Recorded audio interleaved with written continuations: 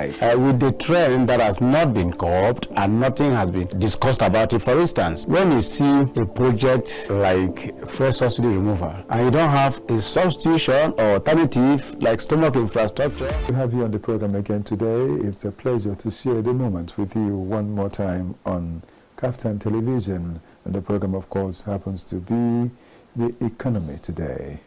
And this day, we'll still discuss the economy and say things that will help us, help the economy and help the people involved, that is the citizens of the country. And today, I would say that we are looking at the economic situation. That's the way it should be. Looking at the economic situation in the land and the impact it's making, you know, and there's a specific title. But all the same, let me let you know that I am Okechukwu Onabogo. As we go on, I will let you know a lot of things as we got today.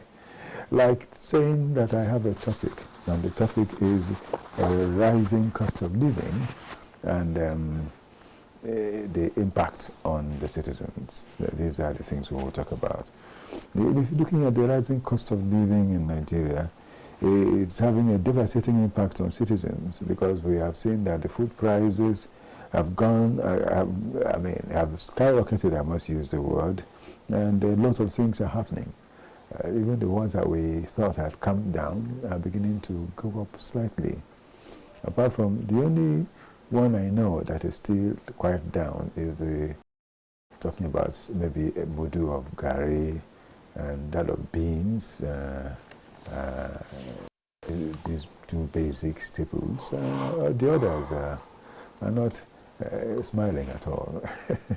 We'll still talk about all that anyway. We'll share a lot more. Rice, I thought, came down. I knew it came down. But the feelers I'm getting this day, in actual fact, is that a bag of rice is getting to 88,000 again. I wonder. I thought it would still remain between the 50, 56, 55,000. But, well, you know something about Nigeria. Whenever we get into the end of year, towards the festive period, talking about the end of year program, Christmas and all that, and New Year celebration, unlike what you find in other parts of the world, at such a time the price of things are brought down, there are different slashes of prices so as to enable everybody to enjoy. Here, it's the exact opposite. That at such a time, that's when the cost of transport gets to be 4 times what it used to be, and the cost of food, the same thing. Everything rises. Yet, it's supposed to be the festive period where things should be brought down. I keep asking, is it a design for Nigeria to behave like this, or is it just what? Well, I've got someone with him to talk about it all today, and I'm talking about someone that is someone that has known what it means to be in governance. He has been in governance, he has headed government, and right now he is practicing, he is doing his private practice of in legal practice, and he also knows about the things that affect the people. So today he is here to discuss it with me. Business, as far as I know, he knows about it quite well. So I asked him to oblige us so that we'll sit together, discuss this, and see a way out or a way forward. I'm talking about Barrister Clem Aguiyi. Legal luminary, good to have you on the program again today. Thank you, Mr. Onabogo. Right. I'm glad to be here with you and Thank to you share so some much. thoughts. Right. Looking at what we have seen in our country today, the food stuff, price of these things are going. Even, I mean, gas, that is what we enable people cook. You know, sometime in the past they said they don't want, the government policy was that the thing that have to do with, or things that have to do with depleting the ozone layer will be dealt with, so that they are trying to avoid people using firewood and all those things, charcoal to cook, is all gas. Incidentally, the price of gas is not what the common man can handle at a time like this. Please, what do you think about all these? And we'll look at it and find out why should this be in our country that is so blessed, richly blessed with everything you can think of? Thank you for that very important question. We all here in Nigeria, we live here. Yes. We shop from the same market. And we don't need to overflog the issue of the fact that the cost of living is very high. And also, when you look at what they call the minimum wage of the average person that is working either in the private sector or the public sector, you find out what is your take home. Is it something that you can actually live on for a period of 1 month? The answer is no. No.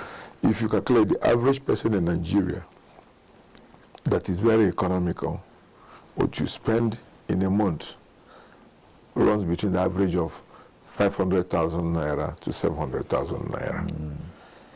If you are living in a very modest apartment, you find that you're paying not less than 120 to 150,000 naira a month for one self-contained apartment.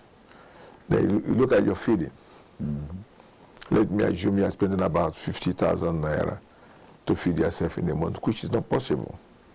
If you're going to eat maybe breakfast and lunch at maybe 2,000 naira, which is still not realistic. Yes, it's not. You look at the fact that you have to pay utility bills, like NEPA bill, which is increasing and skyrocketing every other day. You pay your water bill, you pay for your transportation. I look at the fact that you're a human being who may one time or the other need Fensic or Panadol, your health care, and you're spending an average of 30,000. We calculate all these things in a month. You find that the average thing you are spending as a person, a bachelor, runs between 500,000 naira to 700,000 naira. And what is your take home? Your take home is probably 17,000 to 20,000 naira a month. And just as you said, it's just for those who are in government, because for those who are in the private sector, I take as little as 20,000. So now you begin to see why corruption is endemic in Nigeria.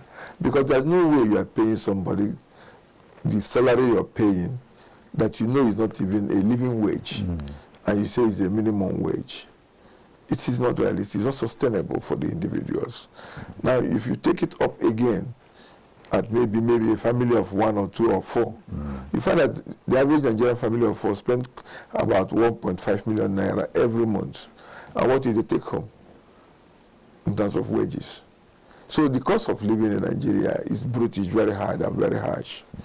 And the worst situation is that you are finding the system that wants you to starve, observe austerity measures, and yet they are living as if they are having a bonanza or like a bazaar economy.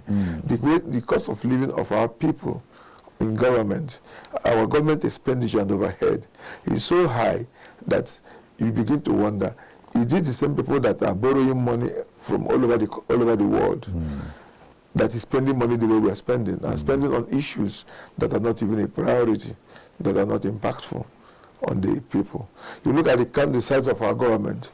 The size of our government is so high, so heavy, that there's no way this can be sustainable anymore. We have no business actually practicing the system of government we're practicing today. The presidential system of government with the ancillary of offices, the convoy of cars they use.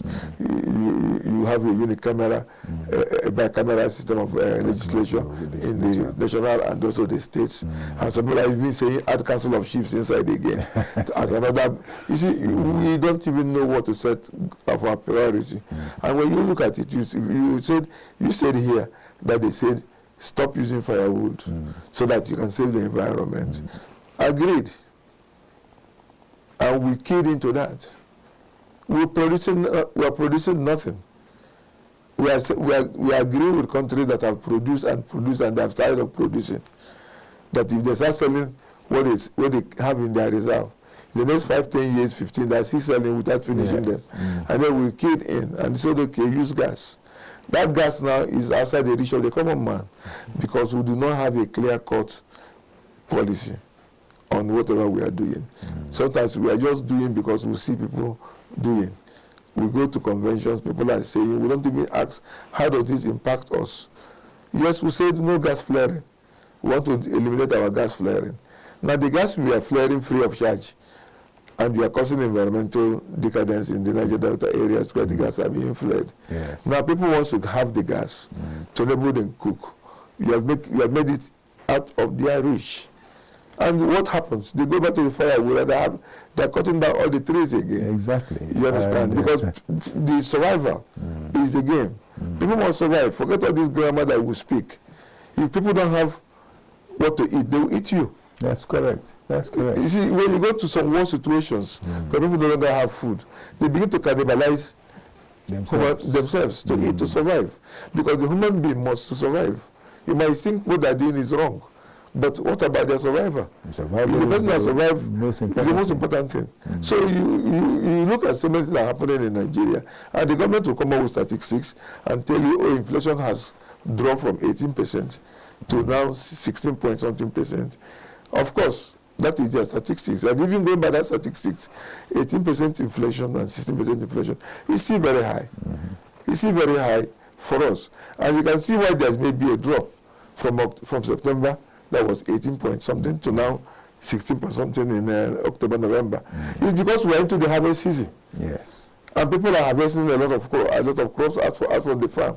So the prices of things are bound to come down. And because of the fact that we don't have good storage facilities and systems that can enable to have these things that we are producing, not to decay. You go to Benue State, you cry. You cry because you see oranges, everything being wasted, decaying and eaten by. You go to the food market, you see that we don't have storage system, we don't have anything we produce, we don't take it now. It perishes. Wasted, yes. It's wasted. So you ask yourself, why am I planting? And we are doing these things year in, year out. And we have not been able to ask ourselves, how do we store these things that we have produced? Preserve them in a healthy way so that we're no longer having them as seasonal times. Because these things can still be taken out of that season, and enjoyed. Yes, because why are we still talking about seasonal cropping? Why is Nigeria still talking about there's a time for planting cassava, there's a time for planting yam, there's a time for planting corn? Why should it be like that? What you need to plant all these things are water and sun. And the soil. And the soil. So why can't we prepare, and the soil that you need to do that, why can't we prepare our environment in such a way that we can have all these things around the world? Why many states that are on the coastal bed that have no reason to complain about hunger because of food, like Anambra State, for example, is on the coastal bed. Why wouldn't you do minor irrigation so that all season we are planting and harvesting crops? Anambra has the capacity to feed the southeastern region because it is on the coastal bed. Okay. Moving from Aguleri, it flows down to Ihiala, going down. It is at the coastal bed. Of course, what do you call it now? The local government that is next to Onitsha, Obaru. All this is all the coastal bed. So why do we still talk about we don't have vegetable, we're still getting vegetable, we're still getting carrots, we're still getting cucumber, we're still getting onions, we're still getting virtually every crop from the north. We can do this in our state. It's all about the government supporting agriculture, going out of their way to ensure that some of these crops are tested and planted, and it can happen. I will tell you something that happened in my own garden. I went and brought dungs from pigs to use as manure, not as for my flower. And these dungs I brought, this waste from pigs that I spreaded out as manure for my flowers, ended up growing watermelon. Huge giant watermelon, because the pigs swallow the seeds of the watermelon. And when I put it in my flower, it became, look, I harvested very big, giant watermelons. So now I say, so watermelon can actually grow in Anambra State. And this one I did not even plan for it. You understand? So the same thing with onions. So we can do all these things and make sure that we have enough food, and also find a way that we store these things. Because if you leave these onions that we have harvested, millions of onions we have harvested from the north, 2 weeks, they start decaying.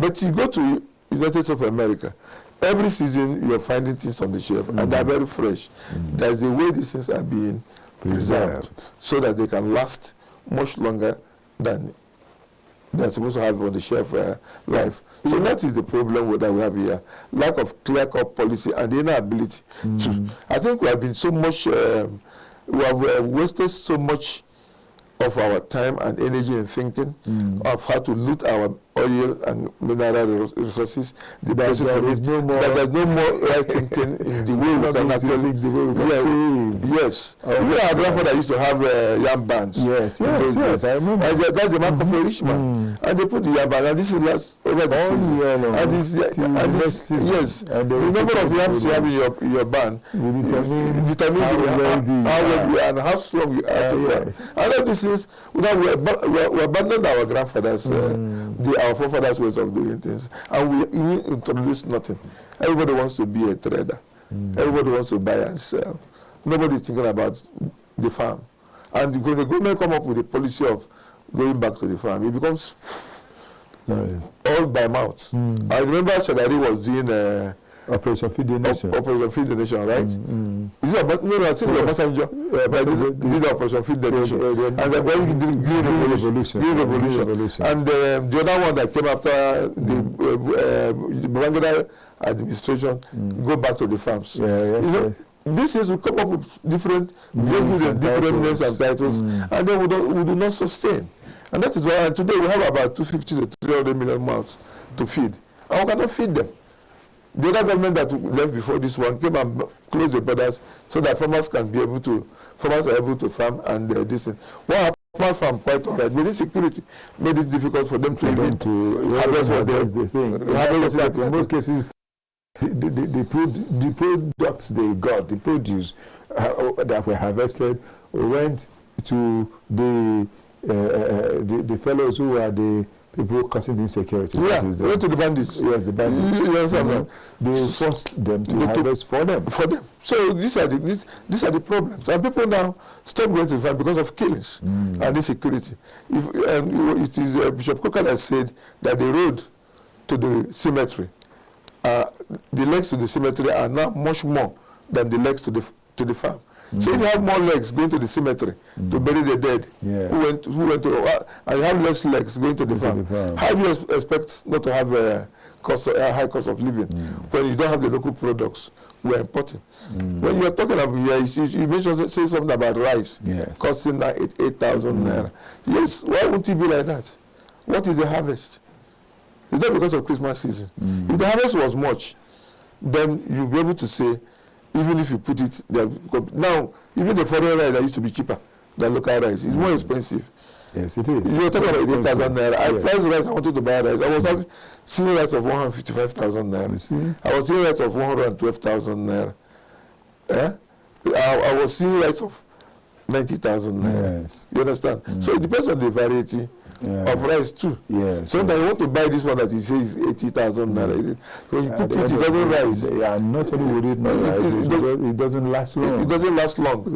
Before you know it, it's filled with water. It fills with water. And so that spoils it. That spoils it. So it's penny wise, pound foolish. We need to come up with a clear-cut policy that are sustainable in all aspects of our agricultural life and economic development. Thank you so much, Barrister Agui. You see, there is something else, it still baffles me that up to today, we do not have fruit processing companies like, the ones that we call Five Alive, all these ones. Most of them are chemicals. Even when we had tea industry that people are trying to buy, theirs was milk, dairy, and all that.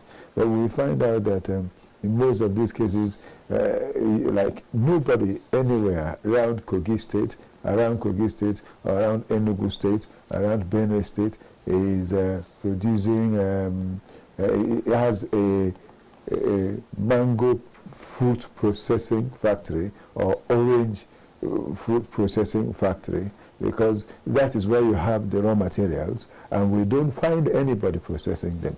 It baffles me still that up to this point in time in this country, we do not have.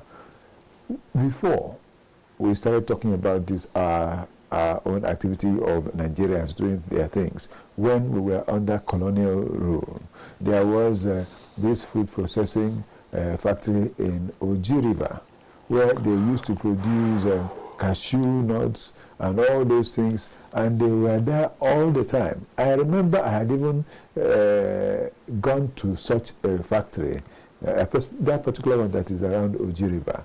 And what I saw was so painful because everything was gone. Nobody was prepared to continue working on it when the foreigners left, and after a while the whole place was became a ghost town and all the equipment were totally destroyed. Why can't we have them again? Today, I said the other time in this program that in this city I bought a bottle of cashew nut for 800 naira. And this, yet right now, that same bottle, I have bought it for 8,500 naira. From 800 naira to 8,500, I have bought it in this same city.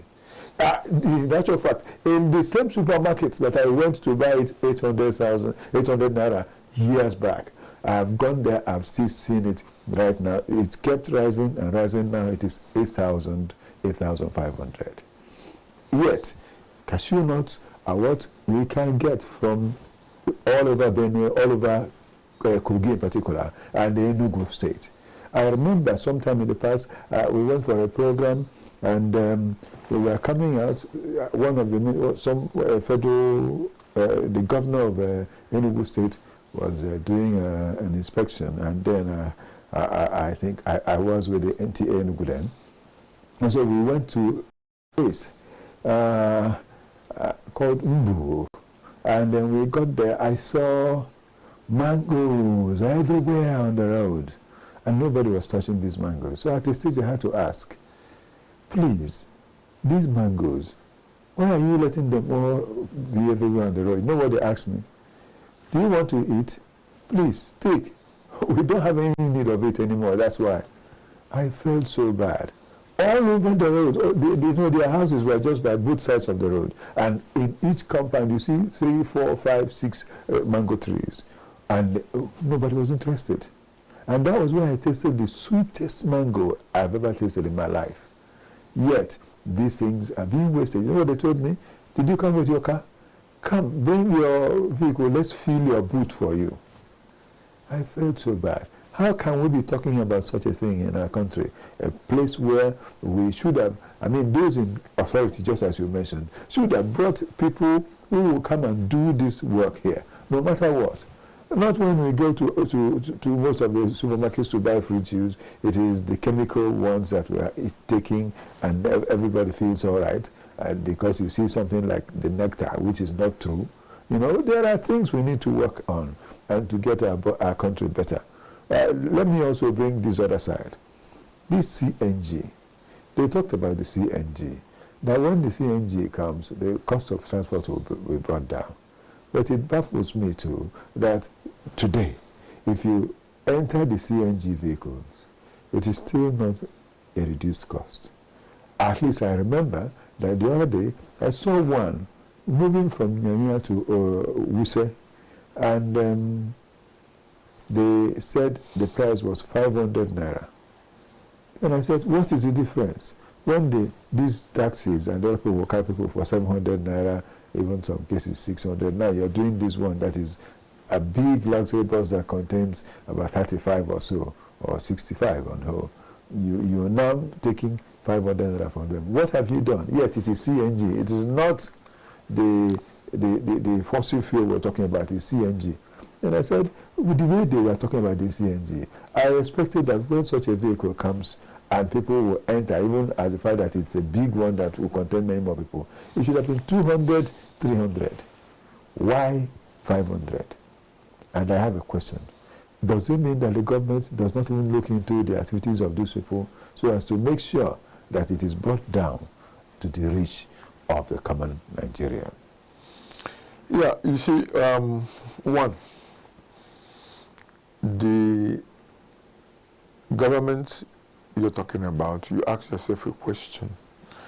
Are there governments in place because of resolving the problems of the common man? Or are they there to serve their interests and the interests of the rich? A very big question. Somebody is having the contract for the CNG, and the person they're having the contract of the CNG did not get it on a platter. People in government will have asked him their own cut and their own stake. And when you become invested as a regulator in the business that you're supposed to be regulating, what moral do you have to check if this thing is working in accordance with the policy and the reach of the common man? The person that bears the brunt at the end of the day is the common man. The corruption in our system is a corruption that is borne by the common man at the end of the day. Because the government, you ask yourself, are they interested in resolving the issues of the common man? Are they passionate to sacrifice their greed, personal greed, to make sure that the system works for the common man? That's the issue here. They are not interested in the common man, because if they are interested in the common man, you don't need to be told that in making your policies, you prioritize the people. Yes, yes. How does this program that we are doing affect the people? If the government is conscious of the people, why would the government that have so many taxes inbuilt on petroleum product already remove subsidy? And there's many layers of taxes that you don't need to collect, that you are collecting on petroleum. That is what makes petroleum expensive in the first instance. Yes. Now, you, the same government, the same person, the same people, went and increased and applied a 15% tax on petroleum that you buy from January. Does that mean that the government cares about the people? Once you put 1% on the cost of petroleum, you have increased the cost of everything in Nigeria. And it will be passed back to the common man. People are crying that things are difficult. People are angry that things are difficult. Nigeria is sitting on it in that. And here people are in government are putting it on your face, leading as if they're not leading human beings. Even people that are leading cattle and sheep are more empathic than our people that are in government. Because the cattle rearer actually prioritize his cattle over any other thing. Can go to battle, can go to war, can kill because of his cattle to graze. Nigerian leaders, Nigerian politicians, Nigerian policymakers, are they interested that the ordinary man in Nigeria can feed and survive? That is why the tax burden is huge on the people. And this is one government, and this is one group of people that I have seen that believe that they can tax Nigeria into prosperity. You cannot tax a country into prosperity. For the country to grow into prosperity, you must create the enabling environment. You must create jobs. Yes. People must be able to. You must create the generation that have skills, and their skills are needed in the job market, and they are paid when they finish working. Is it the country that when you finish working in a month, you own 10 months salary? If you own 10 months salary, how do you pay your tax? I wonder. How do you purchase from the market that will add the multiplier effect? What joy? The person that is even doing the job. So, I mean, if you finish working, 9 months you are not paid, 6 months you are not paid. How do you buy bread? I wonder. How do you buy a pair of shoes? How do you buy a pair of shirts? How do you buy a new tie? Yes. That will enable the man that is selling tie, as well as selling shoe, as well as selling food, to make something. Because this is the multiplier effect of government being responsible and paying. So these are the problems. You do not create the jobs. People that don't have job. If you don't have job, why are you taxing the man that doesn't have job? Taxes are, you tax on profit. You don't just put tax on just anything. On just anything. Oh, well. So when you do all these things, like, you ask yourself, do they really care about the people? Do you need to be told that when you're elected under democracy, that you are there to go and represent the people and cater for the people? Do you need to be how much of that representation are we getting at a time like this? Yes. So you are, because the people that are representing you are more interested in what they take. Yes. For themselves. Because they're afraid of tomorrow when they come out. They cannot really go back to anybody to say, please, can you help me with me? So they want to get it all. They want to get it all. There. Well, we'll see. Because we don't have a sustainable economy. We'll see. You understand? So corruption have taken over. Yes. And these are just the things. Okay, sir. Thank you so much. We'll still share more. But then let's take what we have as our news bit, and we'll return again here.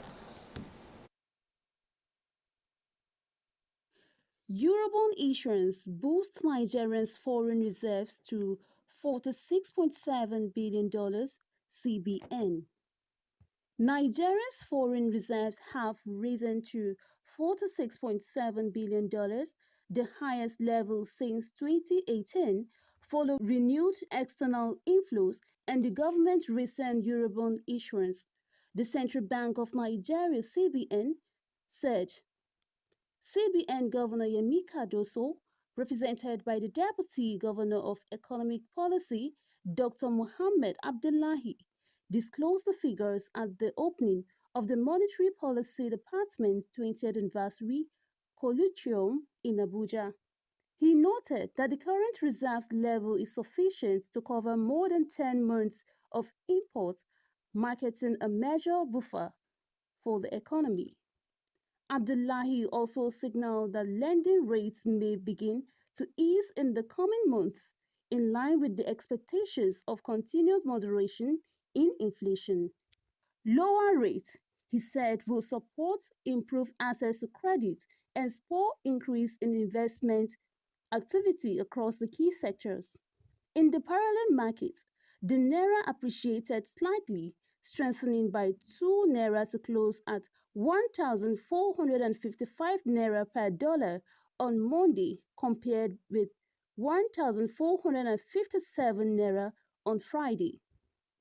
The CBN attributed the uptick to stronger fixed inflow, with October 2025 emerging as the strongest month since May. Officials cited improved macroeconomic indicators and renewed interest from offshore portfolio investors as the key drivers of the rebound. Despite the rise in overall fixed inflows, foreign direct investment (FDI) weakened, declining by 25% month-on-month to $222 million, reflecting lingering investors' caution even as confidence gradually returned to the broader market. Nigeria's music industry generated 901 billion naira, $600 million in revenue in 2024, according to new data from Baselines to Billions. Nigeria's Music Market Intelligence Report, released by the National Council for Arts and Culture, NCAC, in partnership with Regal Stone Capital. The publication provides the most comprehensive financial and structural mapping of the country's music ecosystem to date, offering policymakers and investors a quantitative blueprint for what could soon become a 1.5 trillion naira, $1 billion industry by 2033. Unveiled under the leadership of Honorable Hannatu Musa Musawa, Honorable Minister of Arts, Culture, Tourism and the Creative Economy, and Obi Asika, Director General of the NCAC.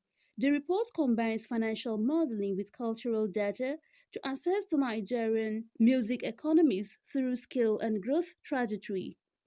The report reveals that live performances and touring account for 65.7% of total artist income, underscoring the dominance of on-ground experiences in Nigeria's music economy. Streaming and social media monetization contribute 30.1%, while brand partnerships, publishing, and sync licensing make up just 3%, pointing to vast untapped potential in secondary revenue streams. Using platforms analytics, artist earnings data, and insights from executives across Spotify, YouTube, Boomplay, MTN, The Blog, DTAH, and Megalistrix, The report creates a baseline for tackling performance across value chains from streaming to touring, licensing, and digital monetization. Beyond the impressive valuation, the report also outlines critical gaps that threaten the industry's long-term sustainability, including copyright enforcement, publishing efficiency, and reform of collection societies. It also calls for greater investment in touring infrastructure, broadband access, and payment systems to strengthen Nigeria's position as Africa's creative epicenter. Well, that has been our news beat, and hearing this story that the entertainment industry, music industry, is bringing millions of naira, billions of naira into Nigeria, into the economy, is beautiful news, you know. But then again, these are efforts of individuals. What has the government done in ensuring that these things would affect the rest of the people? These are the things we need to find out, because I know that Nigerians are very resilient, and in their resilience they do a lot as individuals. Just as we know that the southeastern part of Nigeria all the years had done development all on themselves, by themselves, on their own. It's just recently that they started having one thing or the other from the government. If not, it has been self-help effort. But this is the Nigerian spirit. Well, we're still on the program, and it still remains the economy today. My guest is still, I will say it again, a legal luminary, and someone who knows what it means to talk about governance, and someone who knows about the cries of the people. That is what has qualified him to be here, eminently to be here on this program today, to talk concerning the rising cost of living and this impact on the people. Well, because of our time, we'll be looking towards the end of it. That is words of advice for the people, words of encouragement for the people, and how we'll still continue to come out of it also.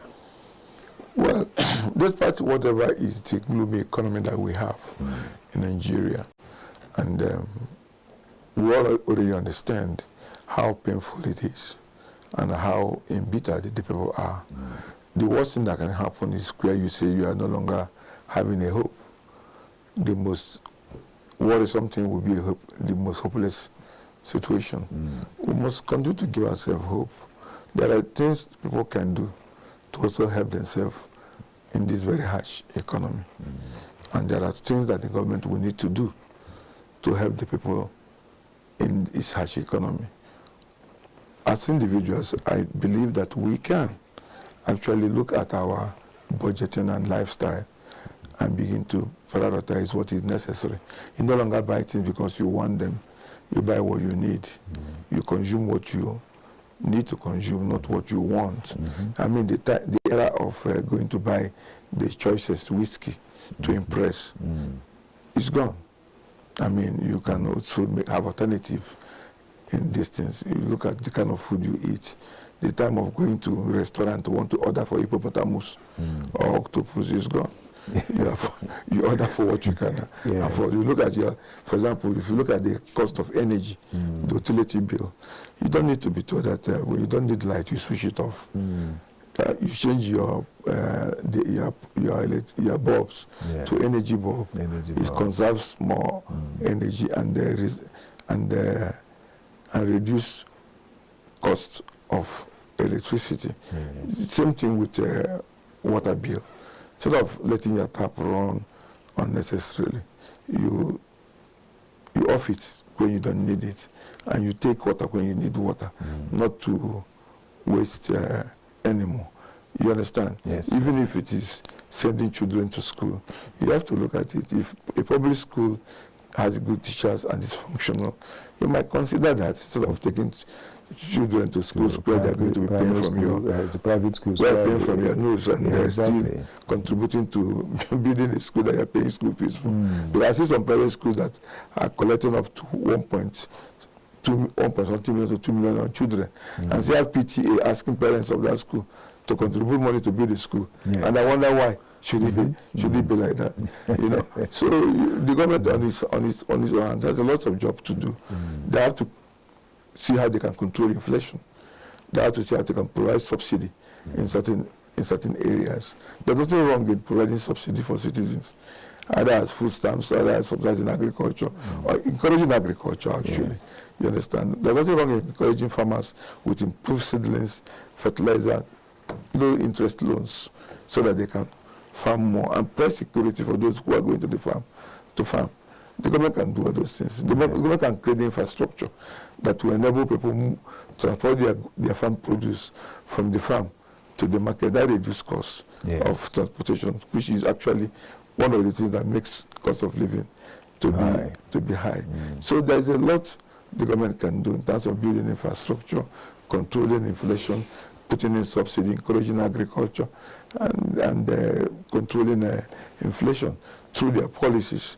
You know, the central bank can have a lot of job to do to control inflation, to see that the money circulation is not so much in a way that will make inflation to be that very bad. All these things require some bit of balancing act. And then the government must ensure that they reduce wastages in cost of governance and corruption in government, because these are the things that are contributing to the worst living crisis that we're having today, where the cost of living is so, cost of running government is so high that even when they borrow the money, they still dilute the money again back into their purse. It doesn't justify. Nigeria, anybody that is in the Nigerian system of government should actually be ashamed, because when you look at road construction in Ghana or Kenya, the same thing that you constructing in Nigeria, why is our own so high and their own so low? Why is the cost of construction in China so low and our own so high? It's simply because of corruption. It's difficult to find a Nigerian public official that you will come to bring business for, or you want to do business with in Nigeria, that doesn't ask you his interest. I remember when I was local government chairman. And not only that, interest is not small, it's huge interest. It's huge interest. They want kickback, and they want to be part of the business again. And these things are strange to foreign investors. I remember when I was local government chairman, I built the ICT center. I know that government managing it will be a waste. I didn't want government to manage. I want some company that will come and invest in equipping those centers and run it. Pay us any token. Because what I was interested in, the people getting the service, getting the people in to learn, to create a digital hub. You understand? Create an innovation hub in the local government. We already build the facilities, but I want who will manage it, who will run it, bring the equipment and run. If possible, pay us 1 million naira every year. It's better for me than letting it be. Letting it be. And the government that are some foreign expatriates came, they looked at it. We almost having a deal. And in the evening, when we are just having it, they asked me a simple question: how long are you in office? I said, we are renewed every 3 months. And he said, every 3 months? He said, yes. I said, yes. He said, these 3 months that you have now, how many months remain inside? I said, we have spent 2 months and 1 week. So remain 3 weeks, we'll go back for renewal. And he asked me one question: so maybe you are not renewed. What happens? I said, well, that becomes it. The white man said, I can do business. But one, since we've been talking and communicating via telephone, on email, I've had over 18-20 years experience in Nigeria. You are the first public officer that I came into contact with that did not ask for anything. You didn't ask for anything. You didn't ask for an interest in the transaction. And you didn't ask us to bring anything for your personal distance.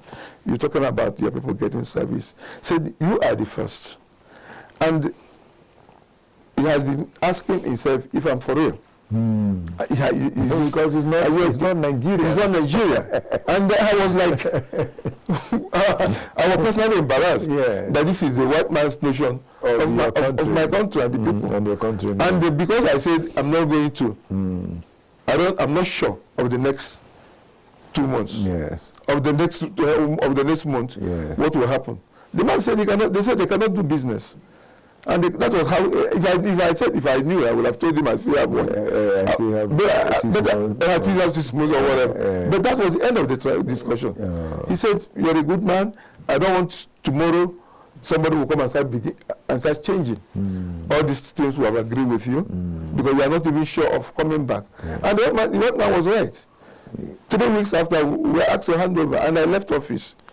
And the first thing my successor did, I'm sorry to say it on the television, was to go to the projects that investors are doing in my local government, the markets they are building, the developers are building, modernizing the market. When they are beginning to put stop work, it was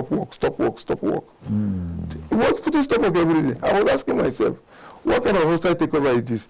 One, this is not government money. These are investors' money. See? Even though they're local investors, they are investors. They're investors. And no investor want to be treated that way. Until today, that stagnated the development in that market. Even when they revise themselves and because of whatever is their interest they are looking for, only God knows with them. But they already caused the damage. Because these are investors. And whether it is local investors or they are foreign investors, investors are investors. Investors want to be guaranteed and assured of their investment, that they recover and recoup their investment. Yes. And the attitude of our people is what have caused us not to have investors coming in, or that we're having investors flight. Even the ones that are in Nigeria are moving away because of going to other countries. Going to other countries that were better than because the ease of doing business in Nigeria is very, very harsh and not conducive. So I'm talking this from my own experience. And it pains, let me tell you, it pains that you are still there, you are still alive, you just turned your back just some months ago, and every legacy you suffered to build is being destroyed by those that out of personal understand. Yes, and this is happening out of personal greed, not because you did something wrong. Greed. You understand? So the passion to really work for the people, and not there. You begin to ask yourself, why did you suffer your skin? Why did you suffer your mouth? To go through all these things, only for you to be alive. All these things are being turned upside down. That's the problem with our lack of sustainability and commitment and consistency. Well, you have seen real talk and understood. One thing I know is that we still have good people in this country. It's just opportunities for them to get on that we are waiting for. I hope it will come one day. And talking about the cost of living, rising cost of living, and having discussed the impact on the people, I want to say special thanks to Barrister Clem Aguiyi for being here and doing real justice to what we have discussed today. It's a great pleasure having you, sir. Thank you very much. Do come again, you know. Yeah, sure. I mean, we're serving Nigeria, we'll keep making our inputs. Right, so long as we have life in us, we'll continue to make Nigeria a better place. All right. Thanks a lot. Thank you. And dear viewer, we are going to play news from the newsroom, and that is from where we'll go. So before I take my leave of you right now, I want to say special thanks to Blissful Capacity as well as Divine Dabrila. Thank you. Special thanks to Victor Adeyeye, Victor Chizea, and Hidisakin Jabula. There are others who have worked with us on this program. And let me not forget Ruben Okala. Thank you all for whatever we have done to make sure that the best has come out on the program. And do please remember that these programs are streamed live most of the time, and afterwards you can still watch and see it on our YouTube pages, or our YouTube page if you like, that of KAFTAN Television, on Instagram, KAFTAN Television, even Facebook we still have KAFTAN Television. Please be part of it, make your comments, because we'll read and bring them up here to talk and get better. I want to say that the very best is what we want to pray, but don't forget, we will take our business news, and from there I'll take my leave. Okay, so go on over here. May the very best happen to us all the time. The Nigerian stock market is cautiously positioned for a mildly positive week as investors continue to stabilize positions following last week's massive volatility triggered by the proposed 222.6 capital gains tax CGT. The tax uncertainty initially caused widespread panic, leading to a historic 5.01% single-session decline last Tuesday. However, sentiment recovered midweek after the government hinted at a possible review of the tax proposal, prompting bargain hunters to return. Analysts predict a mixed but mildly positive performance, as experts also anticipate a positive buoy from the CGT policy clarity and the expected release of October inflation data, which could reinforce expectations of a potential rate cut later this month. Despite the near-term optimism, some analysts note the underlying tone remains cautious.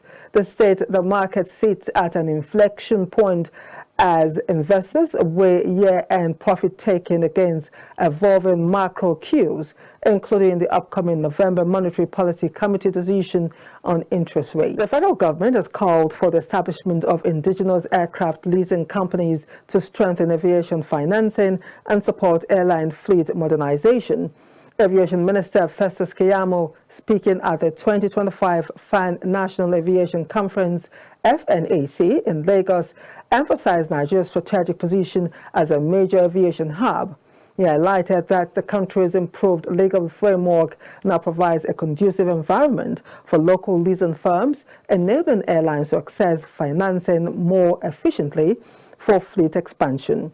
Keyamo stressed that developing Nigerian-owned leasing companies will deepen aviation financing, encourage private sector investment, and facilitate fleet modernization through transparent public-private partnerships. He also highlighted other opportunities, including airport infrastructure upgrades, the creation of regional maintenance, repair and overhaul MRO hubs to retain offshore maintenance, and dedicated cargo and logistic hubs to support agricultural and industrial exports. State leaders showcased major projects, including Plateau's Yakubu Gowon Airport, Fresh Cargo Hub, and Imo's Sam Mbakwe International Cargo Airport upgrades, emphasizing PPP initiatives to unlock economic potential, boost regional connectivity, and position Nigeria as a competitive aviation and logistic hub. A technical outage at the Cloudflare core internet infrastructure provider temporarily downed, impacting several major online platforms. Cloudflare, which provides essential services like protection against hackers and managing heavy website traffic, confirmed the disruption. The company initially stated it was investigating an issue which potentially impacts multiple customers. Of an outage monitoring site, Down Detector